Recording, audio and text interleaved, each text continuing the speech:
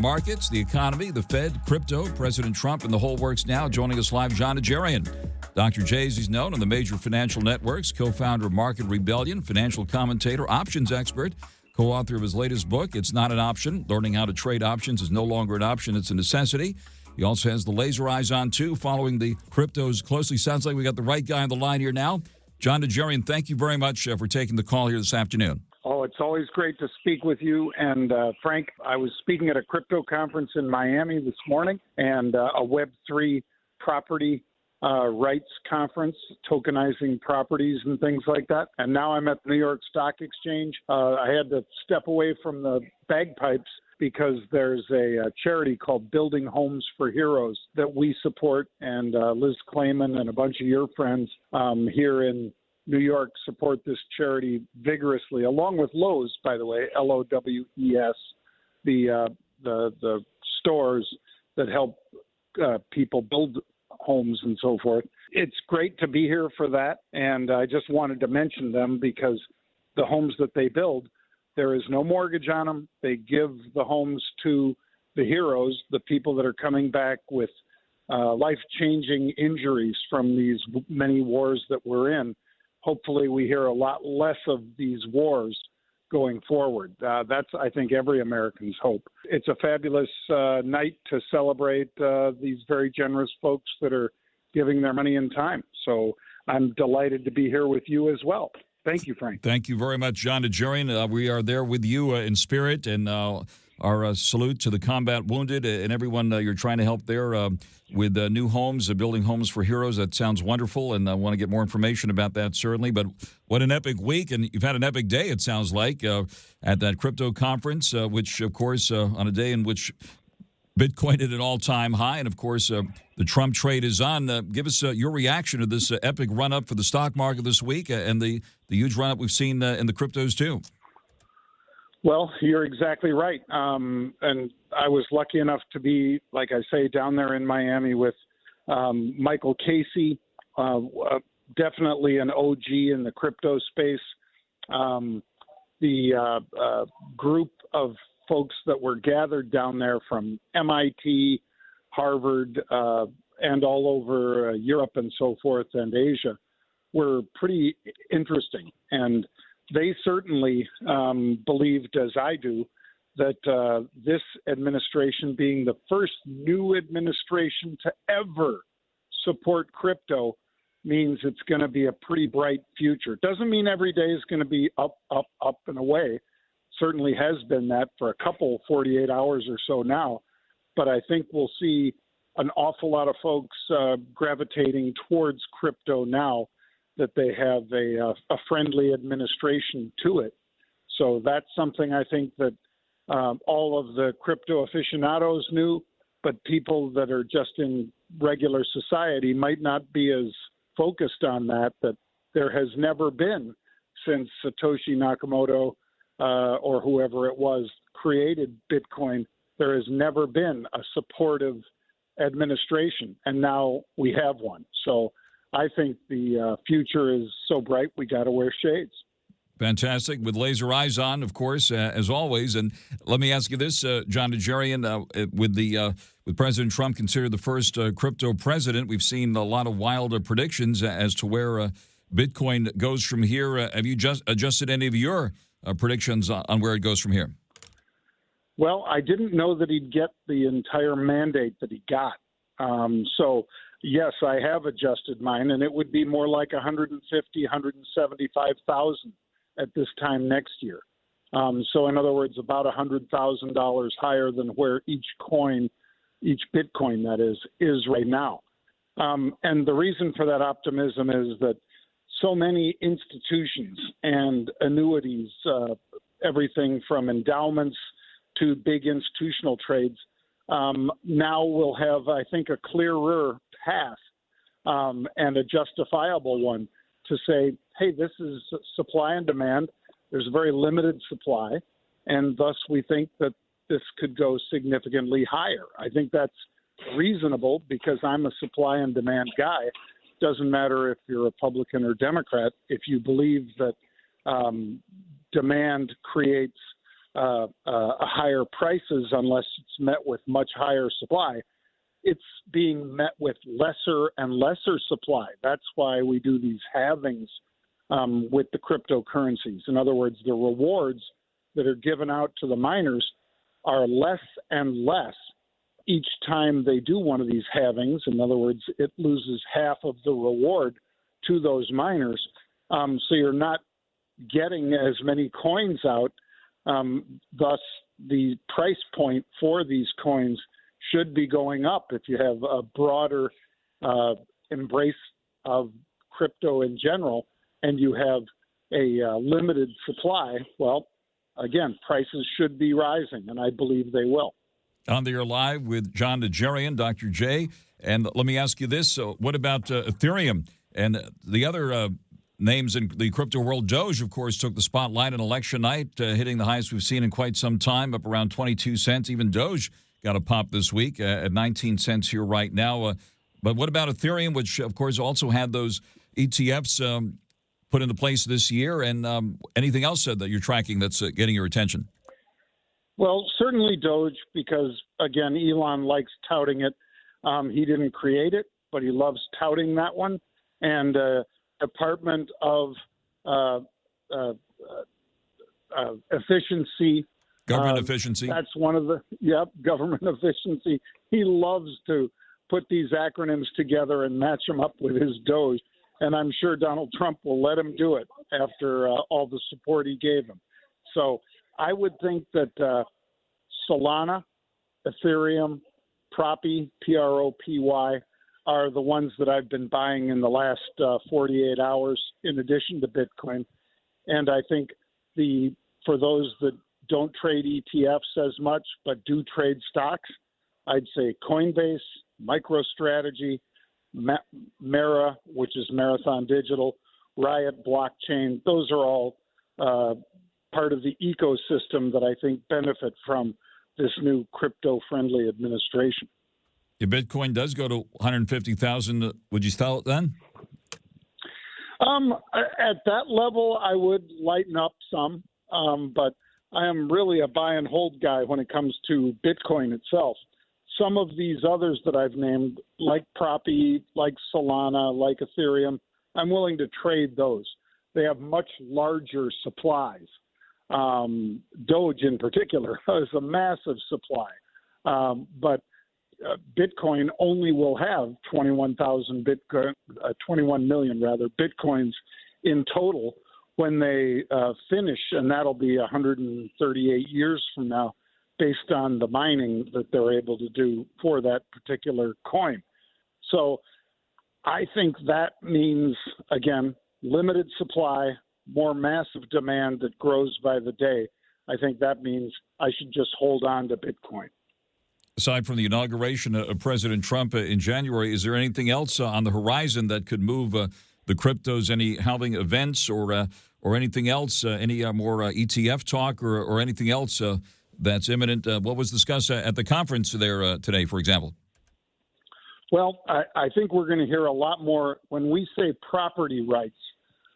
Certainly, people have looked at hotels. The St. Regis, for instance, in Aspen is tokenized. So in other words, people can own pieces of that by owning that token. But I think you're going to see a lot more assets in the ground. When we talk about blood diamonds and so forth, you're talking about a laser-etched marking on a diamond, for instance. I'm not saying that this tokenizing does away with that, but you can imagine, given the cobalt and manganese and lithium that need to get pulled out of the earth for these batteries, whether it's BYD batteries, whether it's Tesla's batteries or Panasonic's or whomever, all of that needs to have basically a provenance of where did it come from. Was it from some poor woman with a child on her back working in the Congo in a giant pit, which would be more or less the equivalent of a blood diamond or a blood lithium or a blood cobalt? Or was it something that was derived out of seawater, for instance, which some lithium is, derived out of that, or whether it's on the ground in Peru or in Afghanistan or wherever. I think people are going to be demanding where did this particular rare earth mineral come from? And that's going to be a big thing going forward. Provability for that is one of the things that might lead us towards that tokenization of those assets, so that you know this one did come and you're able to trace it all the way back. It did come from a legitimate spot, not from slave labor in China, not from, again, some poor woman getting 25 cents a day with a child on her back as she's picking away at the ground to try to unearth some lithium and so forth. On the Air Live with John Najarian, you mentioned Elon Musk in the context of Doge. Tesla, of course, also getting a lot of attention. That stock's been on a roll, more than $8 today to just below 300. And it appears the Trump trade is on. We've been following your social media feed closely. And of course, Wall Street cheering the election of President Trump this week. As far as the Trump trade is concerned, what's getting your attention? Well, in that space, clearly the dollar, in the short term anyway, and the president-elect won't be able to do much about that except jawbone about it until he is seated as the new president, the 47th president.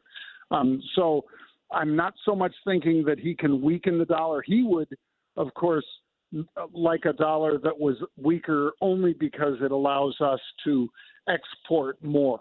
But right now, the dollar is extremely strong because the rest of the world knows that more or less the United States is back. The United States is competing aggressively under a Trump administration. Hopefully, we don't have to enact those tariffs that we both speak of all the time. But if China has a tariff on our vehicles going into China, on Mr. Musk, or Lucid or Rivian or whatever it might be, or General Motors or Ford or, any of the vehicles that might be going into China from the U.S., we have to have that same sort of that reciprocity, if you will, that if you tax ours, we're going to tax yours. And unfortunately, that has not been done since President Trump left office.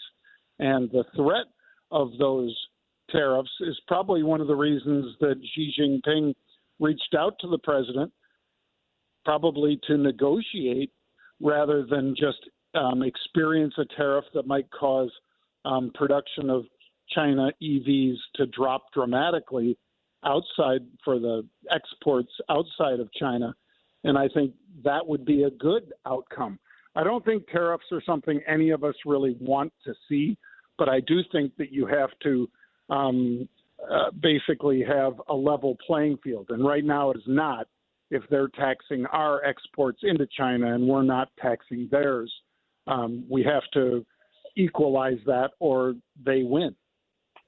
Given the election and the Dow and the other major averages hitting record highs in reaction to this, Bitcoin at a record high, and you having the unique experience of having just been at a Bitcoin crypto conference in Miami and now at the floor of the New York Stock Exchange, and it's always a thrill to be there. I've always felt that, and I'm sure you feel the same right now. What is the mood at both of the places that you interacted with all the folks there today?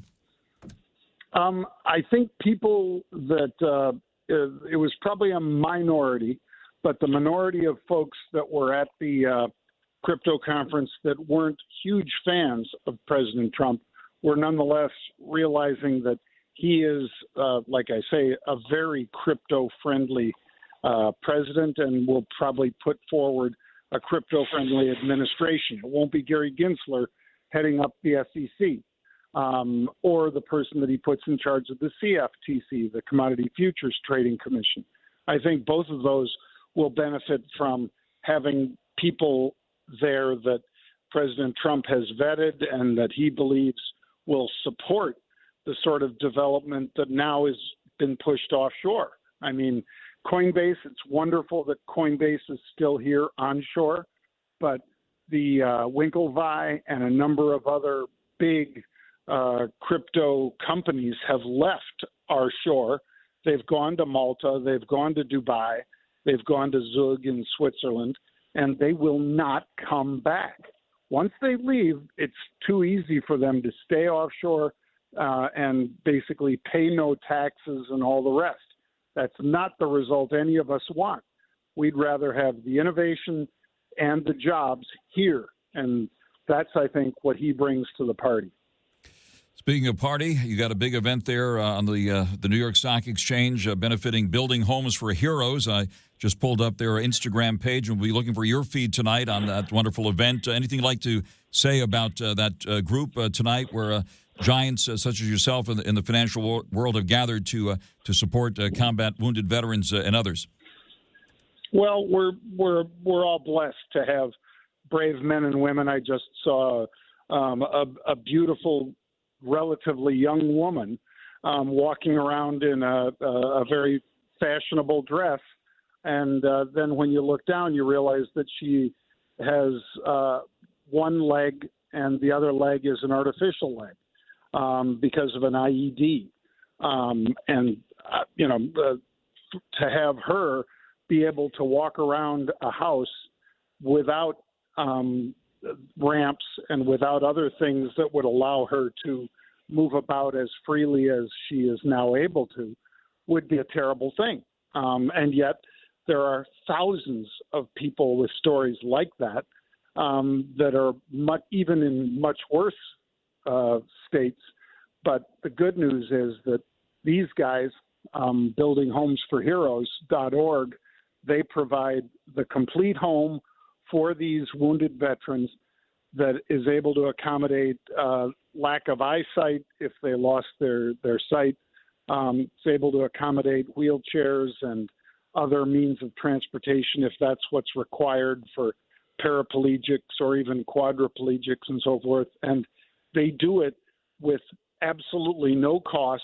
The founder, I was talking to him at length tonight, he has never taken a dime for doing the work, God's work that he does. And they've built over 390 homes for these veterans, and not a single one has a mortgage.